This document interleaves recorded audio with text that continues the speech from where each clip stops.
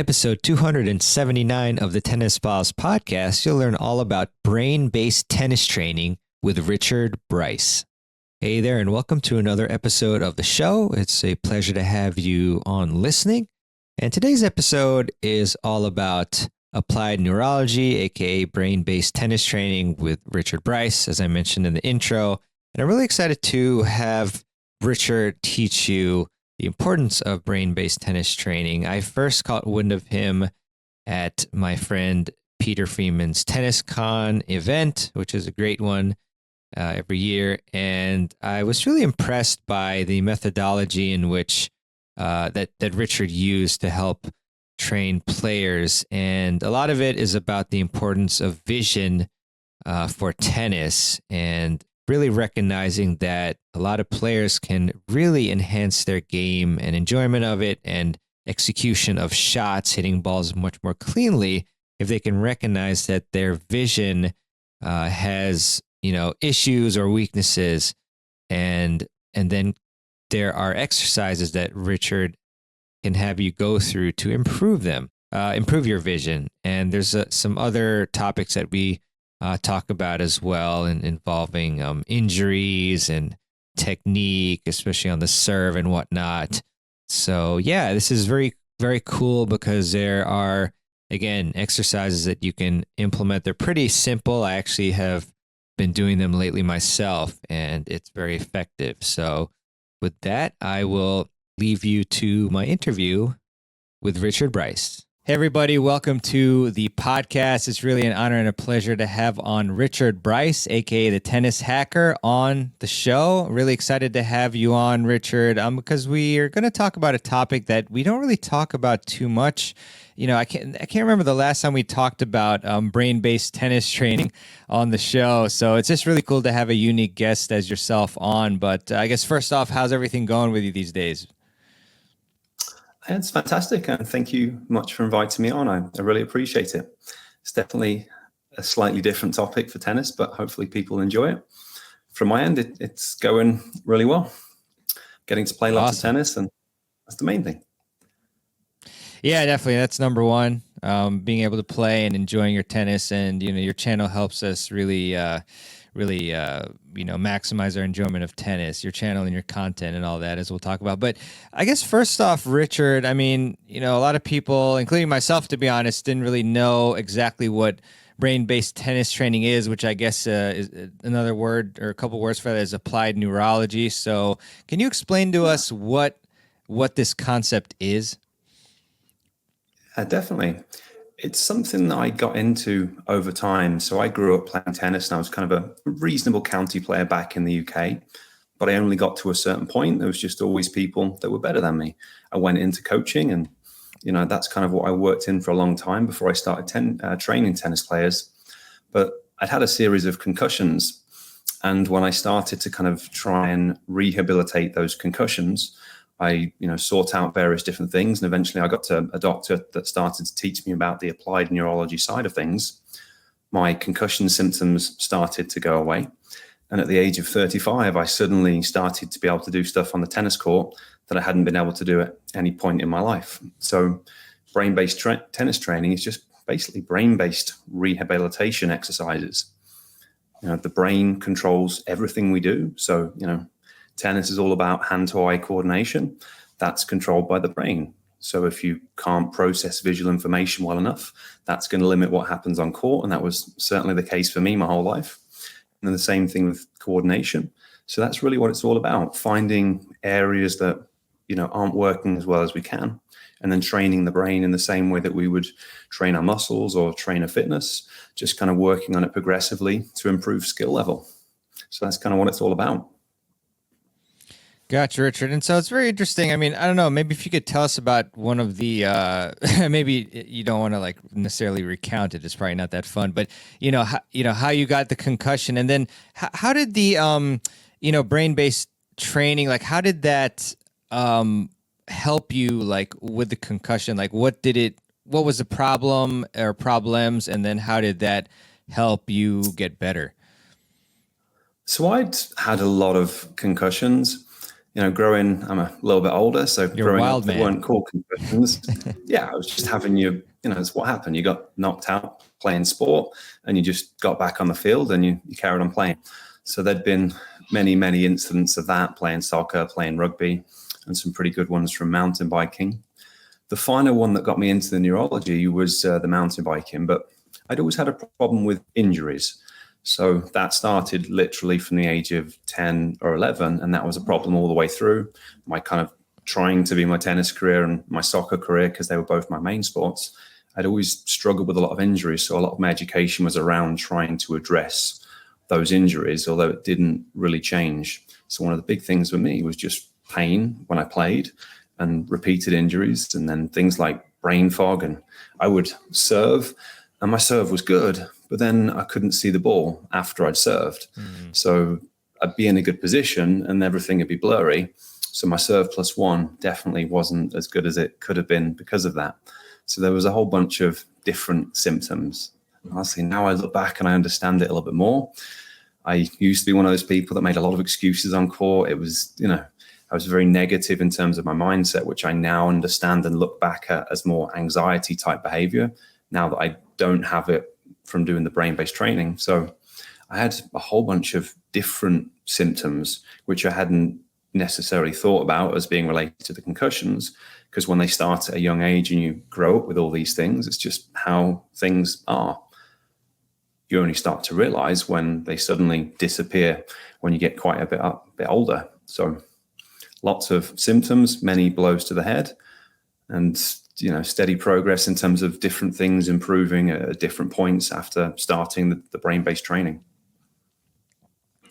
Yeah, that's really interesting stuff, Richard. And I guess, how did you decide that you wanted to, pursue this? Because, as a profession as well, and I guess a related question is, were you finding that this was a really prevalent problem? Because I guess I've got some friends, who they have trouble, concentrating on the ball. There's one that says that, when he tosses the ball, he can't even look at it when he serves. So I don't know, there could be something you could probably help him out with there. But I guess, how prevalent is this issue for tennis players? Because I don't think people think about this that much, to be honest.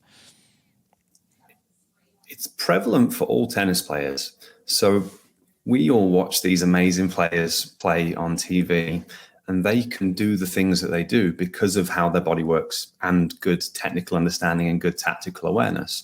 But your body has to function at that level. So you're trying to return 130, 140 mile an hour serve. That doesn't happen without amazing visual processing and ability to read and predict where the ball's going. So, I'm not necessarily saying everyone's had concussions, but people's visual systems function in a certain way. And if they don't function at a sufficiently high level, it basically maxes out where people can get to in terms of their performance. Because, technical understanding is obviously very important, but if your body can't do something, it can't do it. So it's extremely prevalent. Professional tennis players use this type of training to really optimize the level. For your kind of more intermediate style adult, the deficits that we're normally working with are normally much, much bigger, but then that gives you greater potential for improvement. Got it, Richard. So I guess, in other words, for the most part, I guess a big thing that separates top players from maybe the lower ranked players, even on the pro tour, is that they're just really good in terms of their tennis vision, so to speak. Yeah. And I think someone like Dominic Thiem or Andy Murray is a great example. When I try and explain about tracking the ball, Federer's the model, or now Medvedev and Alcaraz, they kind of line their head up and it's just perfect. But we've also got to appreciate people like Andy Murray and Dominic Thiem can hit insane forehands while looking down the other end of the court. And the reason that they can do that is because they've got unbelievable visual prediction. If us regular humans start to try and, let's try and hit our forehands looking down there, it just doesn't happen because we don't have the capacity to read and predict where the ball's going, and then the coordination to make the adjustments kind of based on that prediction.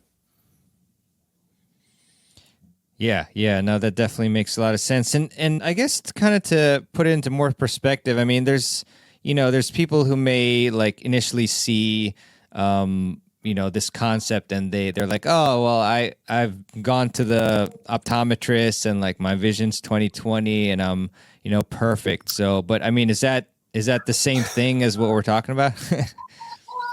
So when you go to the optometrist, if we just use that number, perfect vision 20/20, 20/20 actually just means average. It means that you can see from 20 feet what a normal, average, completely average person without any issues can see from 20 feet.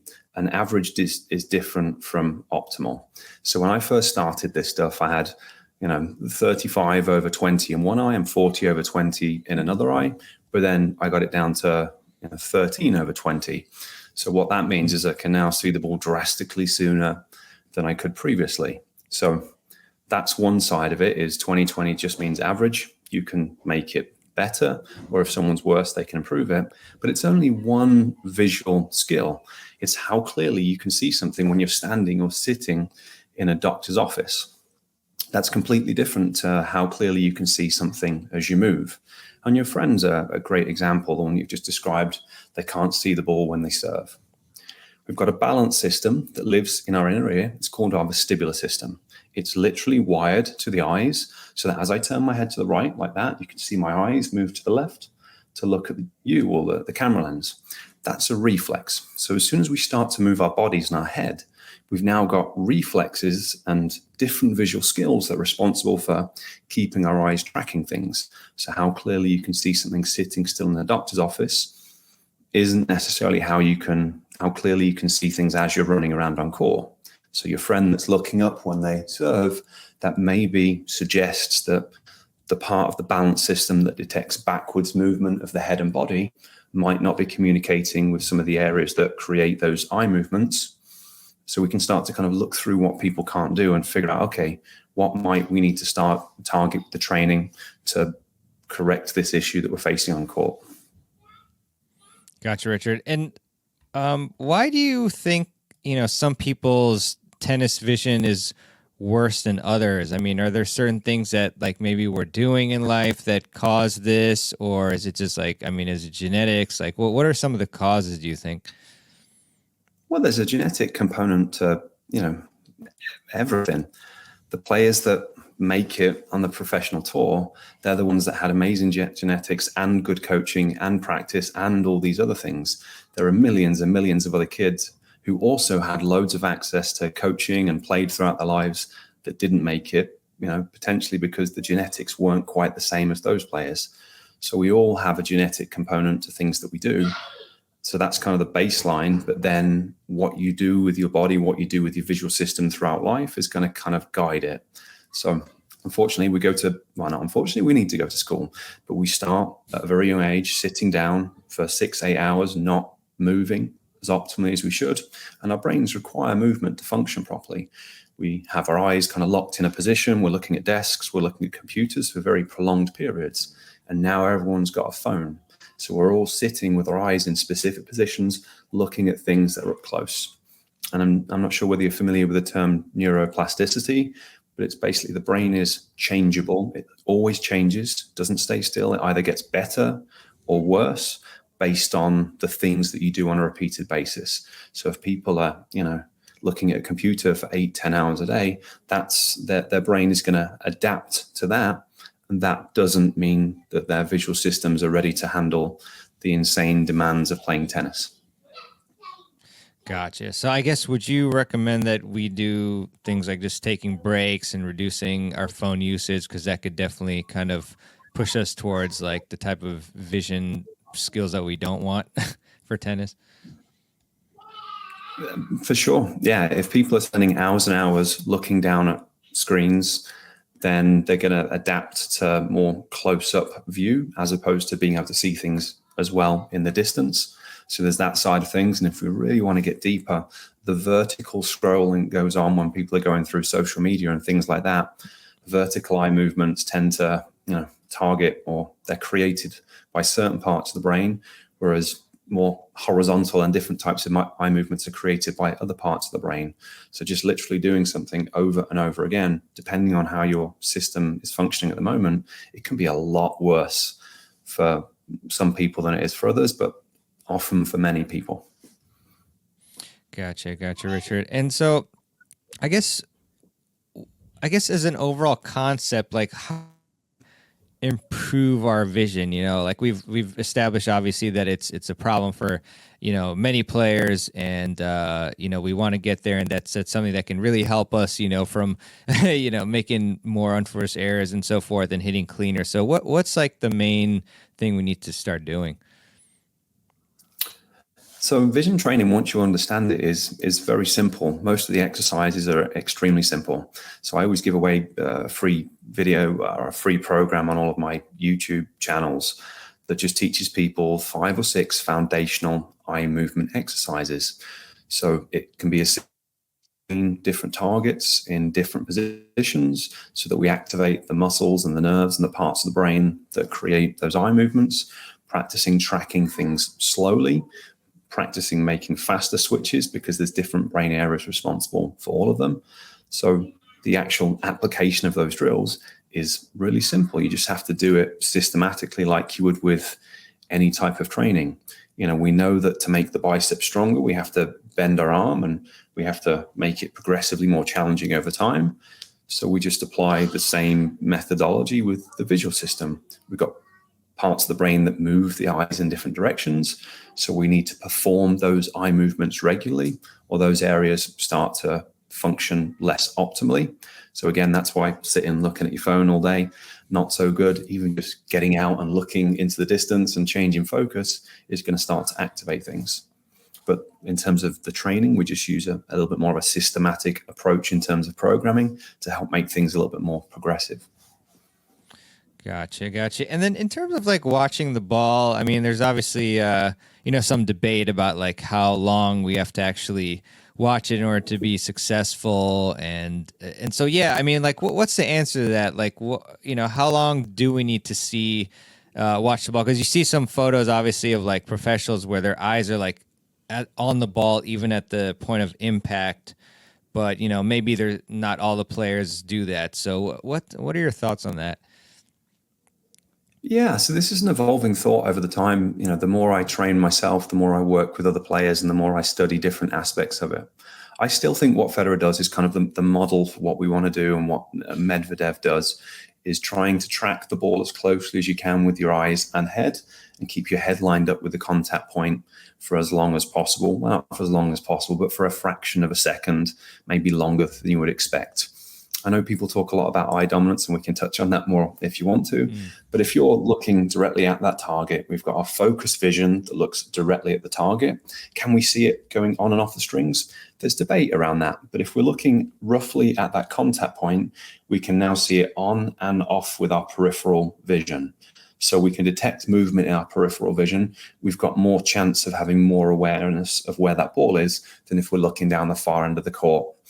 And I guess that the most fascinating thing for me over the last couple of years is now I can hit very consistent shots without keeping my head still, doing a terrible job of what I was supposed to be doing, looking down the other end of the court, because I've got my visual prediction to a certain point where now I'm very good at reading where the ball's going. So I can effectively, become a little bit sloppy and still hit the ball very consistently and very cleanly. So that's why it's been a little bit more of an evolving thing for me over time, because I didn't used to have to do that. So now I'm kind of, okay, the visual prediction is obviously a very important part of this, but I still think for optimal, trying to track it with the head. Now, I think there's little nuances to it. Can you track it as it bounces, or do you kind of track it to just before the bounce, and then your eyes make a fast little switch more towards where the contact point is going to be? So there's kind of nuances in there that we could argue either way, and there's some slow motion footage of different players that suggest that that's maybe what's happening. But that's kind of how I think about it at the moment. Gotcha.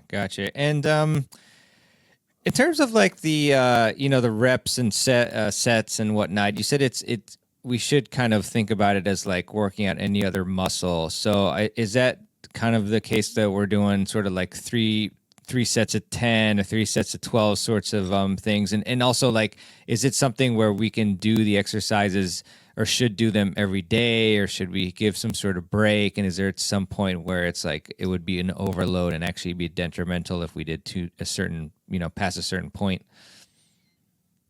So the main target that we're thinking of is the brain areas rather than the muscles. The muscles will get worked, but there's going to be a tremendous variability in the amount of training that people can tolerate, just like there is with everything else.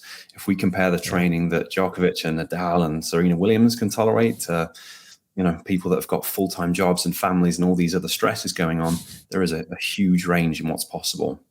And it's going to be the same thing with a visual system. If I use me as an example, when I first started doing this, I mentioned I had a bit of a concussion history.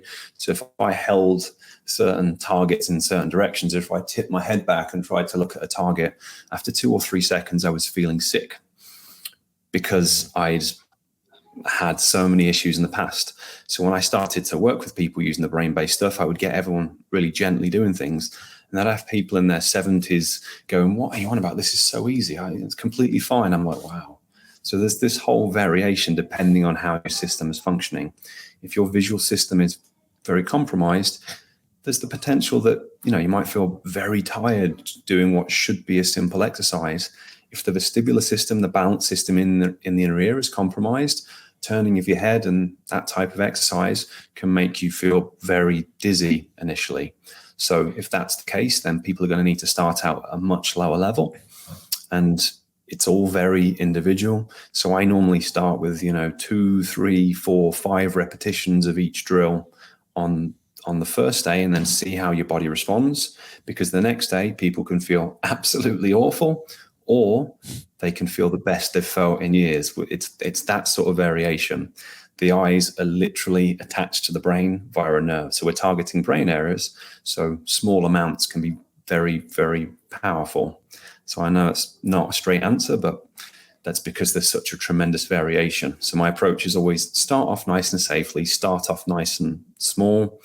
If you feel great the next day, train again the next day and increase it. But still thinking, okay, we need an amount of rest and recovery because we do need to recover from different things. Yeah, I mean that approach sounds like it applies to a lot in life as well. Starting out kind of small and figuring it out. Curious, like if you're like trying one of the exercises there and then you do feel like kind of sick and whatnot, like is that just a matter of like going back to the same exercise, but then but doing lower reps or like adjusting, or is it sometimes like a sign of like some other issue, or have you just found like maybe all of those apply in some cases? Yeah, exactly. All of them apply in some cases. I'm always very sensible with training. So when, people in my program, like if you feel sick when you do this, it happens more frequently than you would think.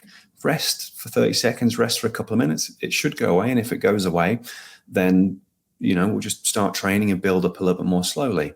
But if someone does a vestibular exercise and then they feel sick for hours afterwards, it's definitely worth going to a doctor or going to an eye doctor and getting checked out medically. It's always important to be as sensible and safe with training. Normally, they'll go to a medical professional and say, yeah, you're okay. Just build it more slowly. But that's the way I kind of approach it. Gotcha, Richard. So and I know, and I highly recommend that people check out, your website, which we'll link in the show notes, and your YouTube channel, Tennis Hacker. If you type that in, obviously you'll see some fantastic videos. If you were to suggest maybe just like one exercise that you think would just really help players in terms of like making contact on the ball, what would that exercise be? Oh, one? That's like saying. Yeah, I mean, there's so many, but just like one. I don't want to give away, all your stuff. But I'm happy to. That's why I try and make lots of videos with these exercises. I want as many people doing them as possible, so that people can enjoy tennis more. And so that's. But if I was to just give one, I think I would choose a VOR. Or a vestibular ocular reflex. So looking at targets, and if I look at the camera lens and turn my head, that is the VOR that keeps my eyes looking at that target. So this is the reflex that connects the visual system and the eyes, and obviously it communicates with the receptors in the neck and the movement systems as well. So if I was only allowed one, that would be it, because if we do that in all directions, we are going to be activating the eye muscles, we're going to be activating the nerves, and very importantly, we're going to be working on the vestibular system. And that's based on my kind of growing number of players that I've worked with doing this, is the area that a lot of players need work in. And that's why tennis is so challenging, because of the amount of challenge for this part of the brain, because we're moving and twisting and turning and doing all these different things. So that would be the one exercise I would go for. Got it. So keeping your eyes on a focal point and then turning your head. Got it. That's a good one. All right. Well, Richard, since you're so kind, I'll ask you for one more. And just to also prep, I did actually sign up for your newsletter, and I got this fantastic, program for free. And, it had a bunch of great exercises, and I really enjoyed doing them. And I did them last night. But what is maybe one more that you could let us know about? The rest of them in that free program. If I'm only allowed one more, I would go for fast eye switches. So fancy name is saccades, but looking between two different targets and making switches. The main reason is because we've got parts of the brain that control smooth movements and parts of the brain that control fast movements. And if the ball's coming really quickly, making fast eye switches is what we have to do to kind of just skip ahead of where the ball is to kind of keep up with it. So I would do fast eye switches in different directions as well. But it's very hard to keep it to two. I'm starting to have self-doubt creep in as I say that. Should I choose that one or a different one? You can give them all if you want. But I do have a question about that one. So I was doing that one. I mean, as with the first one you mentioned, the VOR. But, I found myself like increasingly going like as fast as possible. And I was wondering, I guess, two questions about that. One is the quickness or tempo of the eye switching. Like, is there some sort of speed or like guidelines we should keep in mind as to how fast we should switch from one point to the other? The faster and more accurately we can make switches, the better it's going to be for our tennis. So I would approach it in the same way that people approach tennis. It's going to be better to have accuracy first rather than hitting it as hard as you can over the back fence. So the same thing with our eye switches. So when you're making that switch, try and focus on the target, and it should be clear, hopefully, when you look at it. But for some people, switch between targets, and it'll take a second or two for the thing that they're looking at to become clear. So getting the quality of the eye switch is going to be most important first, and then improving the speed of that over time. But there's kind of the general training here. We just make those eye switches, but then we can also kind of assess them on a slightly deeper level, because sometimes you might switch a target and instead of your eyes landing on that target, they fall short or they go past it. So in terms of quality, we're actually kind of thinking about that stuff as well, because if each time you make an eye switch, and it's going to be happening a whole bunch of different times as the ball's moving towards you, if each time you do it, there's an inaccuracy, that's going to be very challenging in terms of your ability to efficiently track the ball onto the strings, or it's going to be using up a lot more energy and reserves that it should be doing, which it means it's much more tiring than it should be. So accuracy, then speed is kind of the goal. Yeah, that's great stuff. Yeah, because I think at one point when I was going quite fast, I was still landing on the targets, but I think at some point, like I had a little bit of like double vision, where the finger like looked like it was two fingers and whatnot. So is that a sign of anything in particular, or does this mean I should slow down? It's a sign of something particular. So at no point when you're doing that should there be any double vision. If the target that you're looking at starts to split in two, now we're generally thinking about an eye alignment thing. So there's two kinds of double vision. If I just look at something with one eye and I get double vision, then that maybe points more towards kind of the shape of the eyeball and, some kind of stuff that you definitely want to go and get checked out more medically from an eye doctor.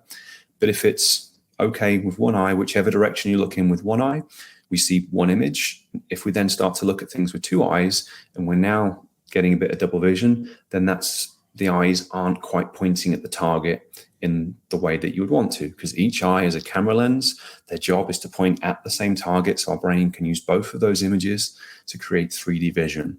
So what you just described there is it because of the speed you were going, or is it because you've been going for a period of time and there was an element of things getting tired, and now, one of the eyes isn't quite lining up in the way that it should?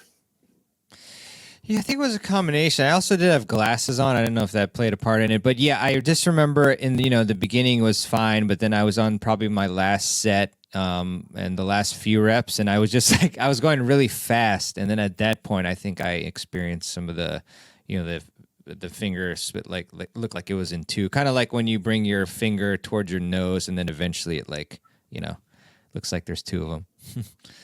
So hopefully it shouldn't look like it's two. Hopefully you can get it all the way in without it splitting in two. And, that's one of the assessments that we use for that skill. But if you're doing it really fast and it was the third set that you'd done, then that, suggests that there was a little bit of fatigue towards the end. So in terms of your tennis, what you'd be thinking is, if you're playing a long match and after you've done a whole bunch of different eye movements, which obviously is happening during the course of a tennis match, if the eye alignment starts to go off later in matches, that's going to dramatically increase the difficulty and the amount of errors that you're going to be making later in matches relative to what it could be if you had more endurance in those areas.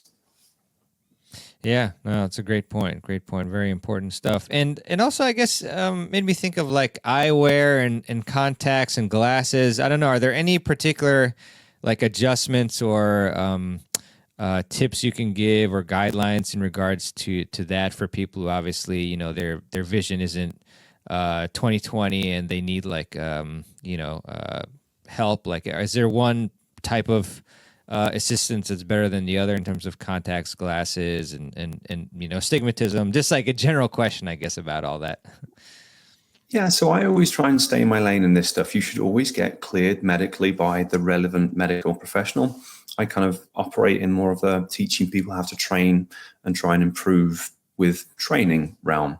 So glasses and things, always want to go and see a medical professional. But if we kind of think about things in terms of restriction of eye movements, if someone can tolerate contact lenses, then in terms of performance on court, that's going to be much more preferable, because the frames of the glasses literally create a restriction point.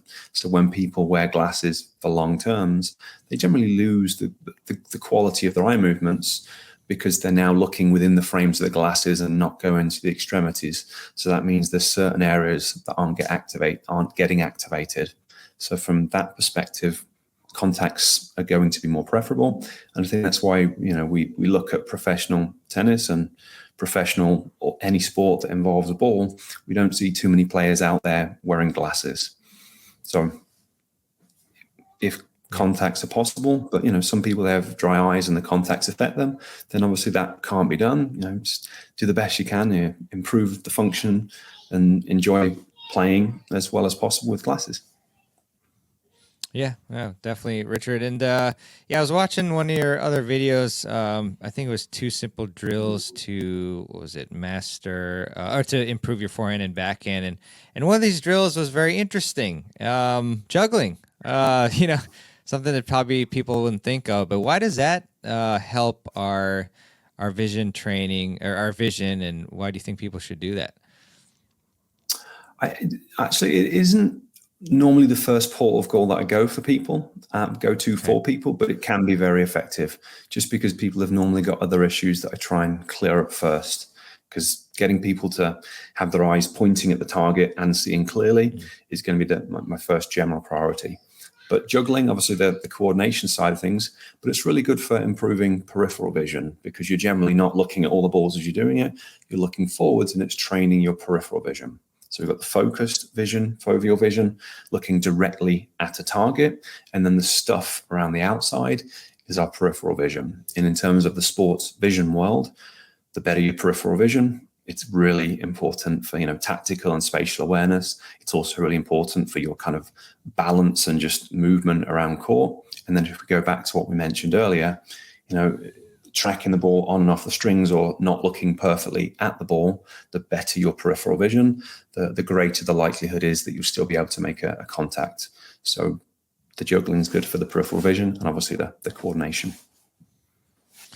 Got it, Richard. And any tips? Because I've heard people break down the watching of the ball to like the scanning versus the tracking, because you have the phases of when the ball is going to your opponent and what you should be looking at there versus like when the ball's coming to you, and then when the ball, like after the ball bounces, and they're all like different phases and whatnot, and you arguably should be doing different things. So like, I guess how do you break that down in terms of like what we should be looking for in those different phases?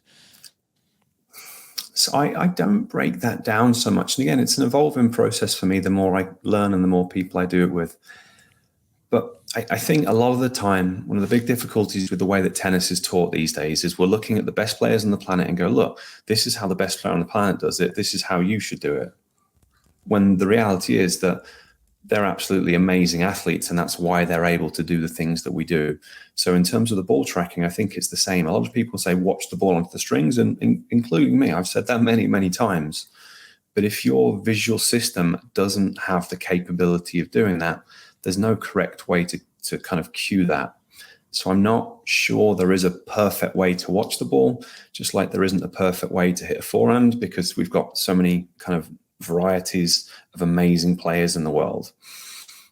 I'm more focused on working on the underlying skills that people have, because when you get your visual system functioning at a certain level, it just kind of negates it. Like I said, I can now crush the ball very consistently, looking in completely the wrong direction, which blows my mind after spending most of my career preaching the importance of keeping your head still on contact.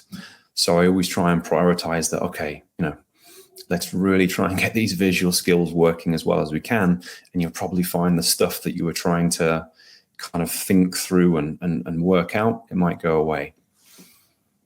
Yeah, Richard, are there any particular tools that you also encourage people use to help them? Because I've seen, like, for example, actually, I'm forgetting the name now, but it's, like, say one of these mini rackets where like it's a very small circle as opposed to a normal sized racket, and that's supposed to help with like your watching the ball and putting contact.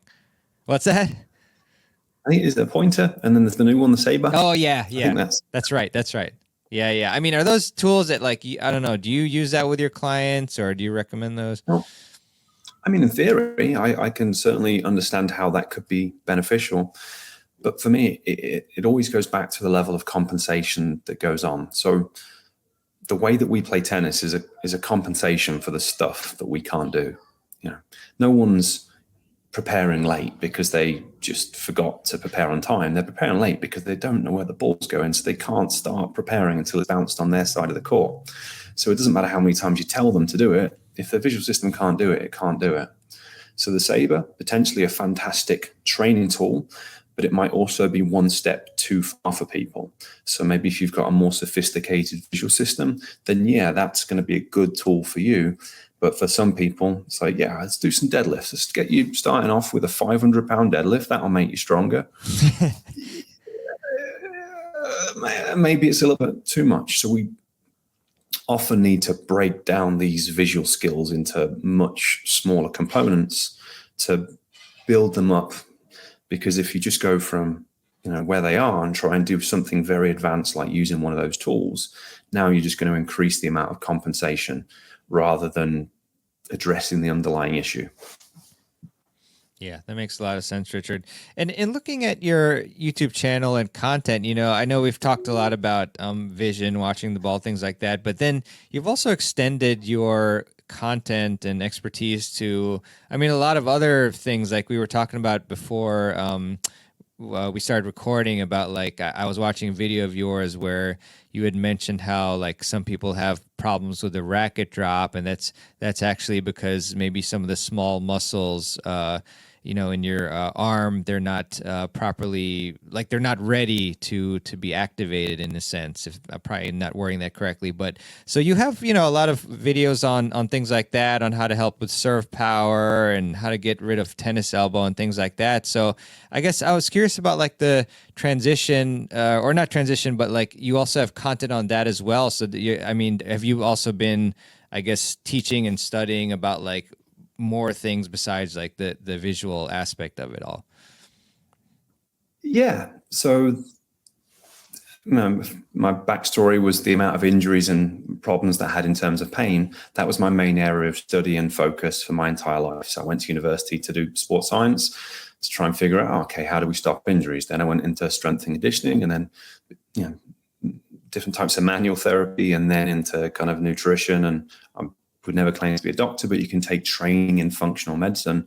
So a large part of my career was about trying to find ways to help people get out of pain and to address injuries that were going on. So that's my primary level of expertise. The visual side of things came a little bit later on, just as a product of trying to address the other issues, going, the stuff that I've just used to get rid of all my pain and all of my injuries has now improved my visual clarity, my balance, and my coordination. So all the systems integrate together. The brain controls all of it. So in terms of injury prevention, it's all about making sure everything that we can get working properly is working properly. So when people think about straining a hamstring or something like that, now often that isn't necessarily a lack of strength or a lack of flexibility. That's a lack of coordination. It's the brain not being able to appropriately tell which muscle to contract and which muscle to relax at the relevant time. So often injuries are a result of poor coordination. So one of the best things you can do to prevent injuries is improve coordination. But our visual system and our balance system are also going to be really important for the prevention of injuries and for not having pain, because some of these areas that we're talking about live in the parts of the brain that regulate pain. So the really cool news is the stuff that improves your ball tracking and core also tends to help get people out of pain and prevent injuries. So it works rather nicely together. And kind of the strength side of it is just one of those things. We need to have the ability to coordinate movements. We need to have a sufficient level of strength, which I think is the serve video that you were watching, because the brain's smart. If you don't have sufficient strength in the muscles that stabilize the shoulder, there's no way it's going to let you do, a professional style racket drop on your serve. But if you don't have a balance system that functions properly, as you go into the loading phase on your serve and your head's now tipped backwards, there's also no way that your brain is going to let you drive up and use your legs to drive you up in the air when the balance system isn't feeling very safe. So the neuro stuff just gives you a lot more options of ways that you can improve stuff and reduce injuries. Yeah, brilliant, Richard. And one in particular, the video that I enjoyed was you talking about pain, because recently I've been having some. It's interesting. It's kind of a mixture of like plantar fasciitis and like Achilles tendonitis. That's what I think it is. Still TBD. I've got an appointment with the doctor for next week, I think. But what are some tips for that? Because a lot of people struggle with foot pain, and that can be a really annoying and really tough one to deal with, because like the rest of your body feels fine, but when you take a step, it's you have issues. So what are your thoughts on foot pain and how to deal with it? So pain's a really complex topic. The very quick version is, if we look at modern pain science, there's a lot of research been done over the last 20 years. Pain is a protective mechanism created by people's brains in response to perceived threat. So it doesn't mean there's necessarily an injury there.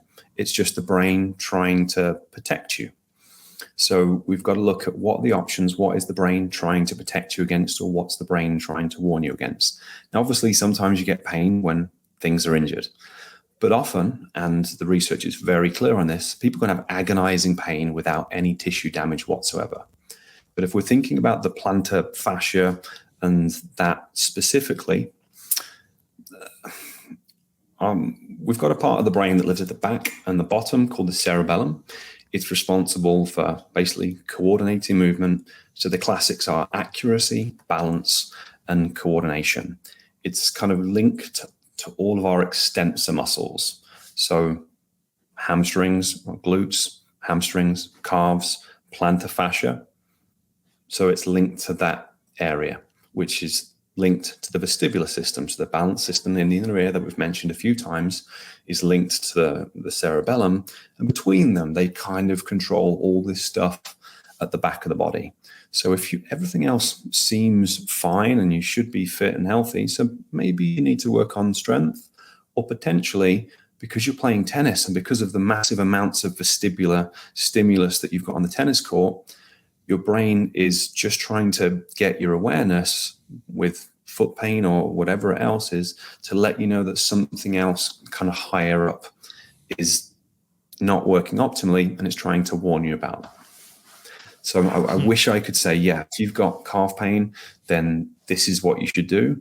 But it'd be a massive oversimplification of the way that the body functions. So if someone's got foot or calf pain, the best thing to do is a full assessment on the different things. So you want to include strength, you want to include flexibility, but then really looking at the parts of the brain that coordinate these movements as kind of basically the thing that gets missed. If you can go to a whole bunch of different practitioners, and it's very unlikely when you've got calf pain that any of them are going to analyze the quality of your eye movements and of your ability to look at targets and keep your eyes fixed on the target. But that's the control system that controls this stuff. So I would look at that if it was me that had foot pain. That's very. I know that was a long insightful answer, but I'm trying to be diplomatic. No. Yeah, no, I enjoyed it. It's good stuff. One other thing I was really interested about was your experience training as a lefty, because as I take it, you kind of had an injury and then you started training lefty. So like, how was that? Because that's not easy. That was the final one that got me into the neurology. I, for some reason, decided mountain bike racing was a good fun thing to do in my spare time. I had a pretty bad crash and I separated this collarbone. It's not quite attached like it should be. So that was what actually got me into the neurology, was trying to rehab the pain and the issues left after that crash.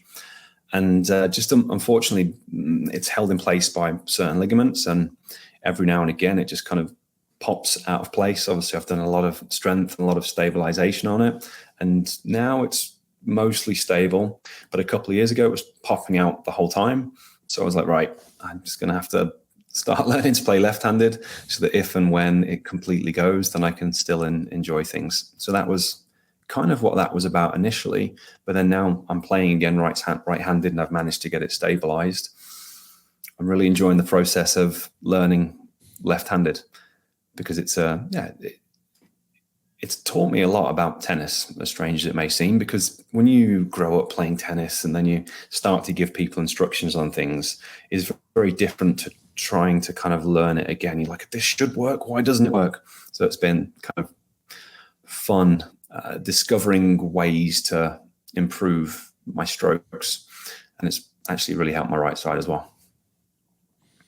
Nice. And I mean, yeah, any tips for, because I mean, there may be some people out there who maybe they're like beginners and they're wondering, like, should I be a righty or a lefty, things like that. So like, any things that you've done while you've been training lefty that's maybe accelerated your process of, becoming better at that side?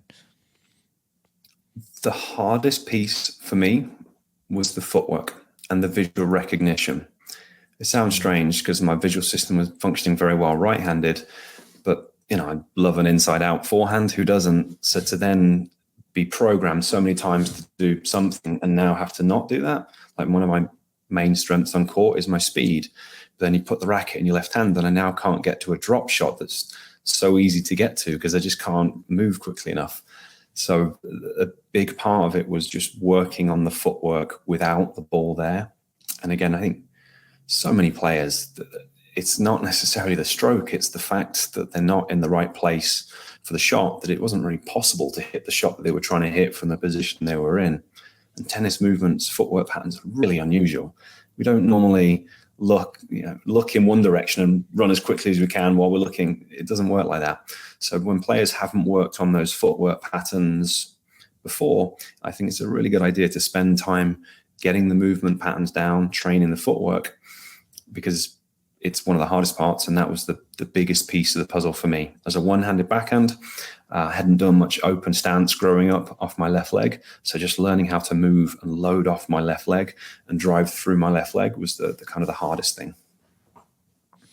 Yeah, you made me think about a training session I had with David Bailey of Bailey Footwork Method. And it was very insightful. Yeah, he's really good, but it was really tough. Some footwork patterns I had never used or thought of, and it's such an important piece that helps you. It really can shave off time, as well, off your recovery and whatnot, getting to the ball. So that's really huge.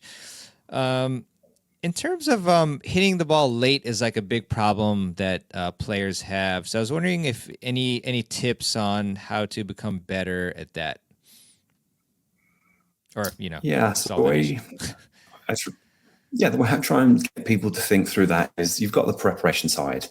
If the reason you're hitting it late is because you prepared too slowly and you never stood a chance of meeting the ball in an optimal position because you weren't there in time, then we've got to address preparation first, which again, for me, generally goes back to, can you read where the ball's going quickly enough, which is a large part of the problem for most people, then working on the footwork so that we can shave time there.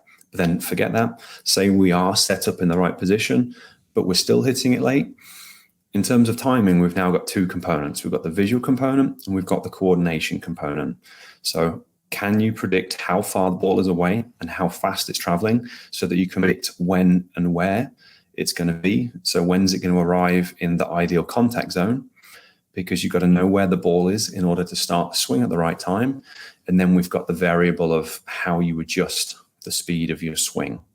So, from the pros, if they start their swing a fraction of a second too late, they'll just modify the swing and, finish in a buggy whip style because they've got the recognition of doing that. So we've got the visual component and we've got the coordination component. So the way I approach it is to look for options in there. Are the visual skills that are affecting your ability to judge the distance and speed of the ball? If there are, we want to work on those, train that. Are there coordination issues which are affecting your ability to regulate the speed of your stroke? And for most people, you find, both of them. And often the lower body coordination can be really problematic, kind of differences between the coordination of the right and left hip, because higher level thinking, trying to drive through our hips a little bit more to use more efficient biomechanics rather than arming the ball. So do people have the visual recognition and then the lower body coordination based on what they're seeing visually? So I approach it looking, what could go wrong within that? You run a bunch of assessments on someone. Okay, what isn't working in the way that it should? And then train that. Gotcha. Because so it's I guess, not, it's never a deficiency in not trying to meet it out in front, because everyone knows that they're trying to meet it out in front. Yeah, definitely. Just a matter of getting there in terms of your skills. Trying to remember.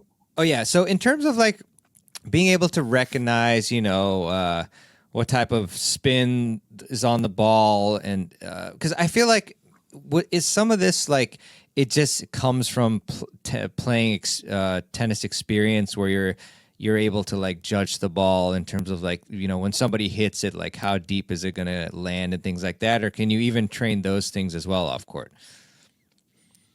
Yeah. So I would say you've got both sides to everything. You have to know what you're looking for. So partly the deliberate and conscious practice of trying to become aware, there's lots of coaching drills for that. So a player hits it, you're going to shout short or long or middle or break the court down into different zones to help people train the skill. And, that's one of the things that is going to develop from years of playing. When someone just starts playing, even if they've got the most perfectly functioned visual system in the world, they're not going to be able to predict where the ball's going to land because they haven't seen it enough times. So you've got the understanding what to look for. You've got the experience of seeing those situations over a period of time so that you've got expectations about what might happen. And then you've got the underlying physical visual skills. And we need both, because there are millions of players out there that have been playing for 20, 30, 40, 50 years that have had plenty of options and opportunity to see the ball coming at them and still can't quickly enough. So it's both sides. Yeah, most definitely. Most definitely. Richard, I know one of your other videos, really, again, been enjoying checking them out, is kind of brain activation drills to help use your kinetic chain properly. And, we talk about kinetic chain a lot. Dr. Mark Kovacs, he coined that, or he's used that and really been insightful with that, especially in terms of the serve. So what's the concept there? Like, what's that? I said I love his serve course. It's amazing. Yes. No, most definitely. Me too. I have that one. So like, how can we activate our brain, to help us with the kinetic chain and better using that? So that everything's controlled by parts of the brain. So if we're rotating to our left to hit a forehand, then the rotation is going to be driven by certain parts of the brain. So that was what I was kind of using within that video, going, okay, if we activate this part of the brain because it controls rotation to the left, that might potentially work. If we're going rotating to the right, then there's other parts of the brain we might kind of preference in terms of the rotation. That was more of a trial and error style approach based on the underlying neurology. But with a person that you're kind of working with, it's more about finding the deficits. So one of the big things that happened to me playing left-handed, and I guess I should have said that in the previous answer, is I'd always had a small coordination deficit between my left hand or my left side and my right side, and I'd neglected to deal with it because I'd neglected to deal with it. But then when I was playing left-handed, it just stuff didn't work. So I spent a lot of time trying to sort out the left side coordination. And when I figured out a way to get it working again, it completely changed the timing of my right-handed stroke, of my forehand especially, because the part of the brain that controls coordination on the left side is going to be heavily responsible for rotating to the left. So the short answer is we can try stuff based on the underlying neurology. The longer approach, or the better approach, is to find the stuff that's not working on an individual, because if there's imbalances side to side or things that aren't working, it's like the weakest link in the chain. That's what we've got to try and address. Yeah, definitely. Richard, are there a couple books that you would recommend that maybe you've read that have really helped your tennis game that you think we should check out? Books. I love Rafa's book just because it, for someone that's one of the greatest players ever, just the way he describes, you would think that hitting a tennis ball's easy, and I should be able to do it by now, but every single shot you ever hit is different, and the spin, and it's right at the start of the book, but he goes into kind of a spiel about that, and I think that's absolutely amazing for for regular players to hear that that's the greatest player of all time thinking about basic shots. So I love that as a tennis book, mainly just for that kind of piece and just the way he talks about it all. So I would say that's my favorite, which is odd because he's my least favorite player, mainly because he used to beat Andy Murray too much. That's the only reason. Sorry about that. Yeah. I mean, I've come to terms. It's cool to see Andy. Yeah, no, I mean, it's cool to see Andy still playing. It was interesting how, we thought that he might be retired. Was it last year or 2 years ago? But he's still going, despite Amazing. all the injury issues. Yeah, so that's a good one. By the way, do you have a Premier League team that's your favorite? I'm gonna go safe and say I'm a Tamworth supporter. They're like Division 5 in England, and we'll just I'll leave it at that, so I don't get any hatred in response. Oh my! I support. Okay. I support England, now Canada because I live there, and then Tamworth, where I'm from. Okay. I'll ask you offline for your real. No, I'm kidding. No, that's cool. That's an interesting club. I'll check that out. And then in terms of, just what to look out for you, like anything coming down the pike or, any new projects or anything or content, on YouTube or anything you want to let us know that might be coming up. No, I'd say the best place to kind of look out for things is the YouTube channel. It's a very evolving process for me. I was a tennis coach for I did that full time when I was younger. I then stopped for 10 or so years while I went into the training ground. And now I'm kind of applying it all more to tennis. So the more people that come through my program, it's an evolving thing of, the neurology side of things is much newer. So it's trying to find more effective ways to use it. And the more data points that we've got of, what more players seem to need, then, I'm just trying to refine the quality of my YouTube channels to, give people the best possible help. So I think that's the best place to start, because there's a whole bunch of different videos about different things. So now I'm making a lot of videos with vision assessments and with balance assessments and with coordination assessments to hopefully help people connect the dots together that, okay, if you can't control the angle of your racket face, potentially that might be a thing to do with coordination. We can assess that, and then there's things that we might be able to do. So I'm starting to try and include more of that in the YouTube stuff, and I think that's the best place for people to watch it, because it's there, it's free, and you can start trying these different drills and hopefully start to get some benefits on court. And if people like that, then it always tells them how they can kind of reach out and learn more. Yeah, I mean, I've definitely been enjoying it. So how about as far as like social media channels, like any of those that you want to shout out that people might want to follow for, just to check you out in your content? YouTube is the best one. So I should point them to my Instagram as well. There is an Instagram tennis, but I tend to neglect it because I like making the YouTube videos just because it allows you to give people more help. So YouTube is definitely the best option, but I am on Instagram as well. And if they want the free vision program, which I highly, highly recommend, tennishacker.net/vision. I released that free program because I want to help as many tennis players as possible. I love people to have started work and done some foundational work on that before they come into my program, because, then they've got a baseline of starting point.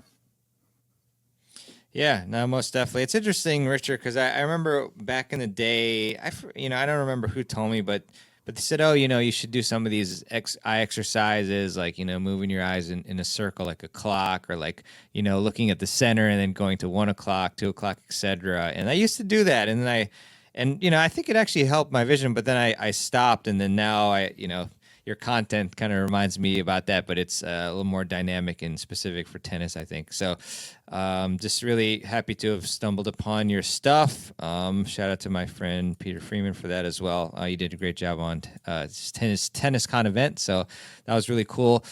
I guess we'll maybe just leave it with this classic question I ask pretty much every guest, which is, what is one key tip that you can give our audience to help them improve their tennis games?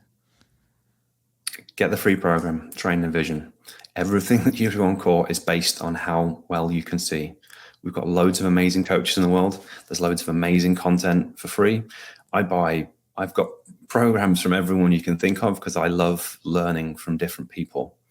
But none of it matters if you don't know where the ball is going. So you need the technical information because it's really important.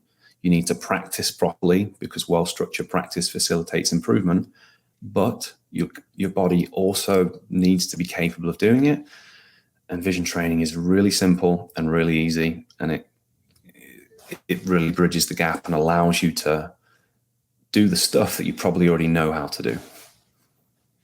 Yeah, I think this is really illuminating, Richard, because, a lot of players, they may just be frustrated and just not know, why they're just not making clean contact, shanking balls, not able to read balls. And you kind of give them, you do give them like a new perspective, like, hey, like, vision is part of it. And you probably have some issues with that you can improve. And then once you follow, these simple steps, you can actually really improve your tennis, and more importantly, the enjoyment of your tennis game. So definitely highly encourage everybody to check out the program. Go to tennishacker.com/vision, and we'll have, .net. that. Oh, I'm sorry. Tennishacker.net. So we can edit that. But tennishacker.net/vision. And we'll have that link in the show notes page as well. So I picked that up and have been doing it. So I think you should too. All right, Richard. Well, thank you so much for coming on. I'm sure we'll chat again soon. And I really appreciate all your work, with on YouTube and your content and everything. It's really been great. So thanks, and talk to you again soon. Hey, thank you very much for having me. It's been a pleasure. All right. I really hope that you enjoyed my interview with Richard Brice. Richard, thank you, and big up to you for coming on to the show and for revealing the actual, or, the big football club that you actually support, one of the biggest ones in the world. So good luck to that club. But yeah, anyways, I really do hope that you enjoyed this one and took a lot away from it. Definitely a different approach than pretty much any other guest that I've had on the show. So it's always cool to learn about unique ways to improve our tennis game. And this is certainly one of them. So definitely go and check out Tennis Hacker on his YouTube channel. And you can go to tennishacker.net/vision to pick up the free program with exercises to help you improve your vision and therefore your tennis game. And I would really appreciate it if you would leave a review for the Tennis Files podcast, which you can do at tennisfiles.com/Apple Podcasts. And if you do that, then you'll be able to help me help the podcast. In other words, it'll push the podcast up the charts, which will then help more people check it out and improve more players. And the best platform to do that would be Apple Podcasts, but I do appreciate it, your review on any platform that you can. So thanks so much in advance for that if you haven't yet. And also, I just want to leave you with a quote, as I often do at the end of the show. And this one is by Colin R. Davis. And Colin said, "The road to success and the road to failure are almost exactly the same." Very insightful quote there.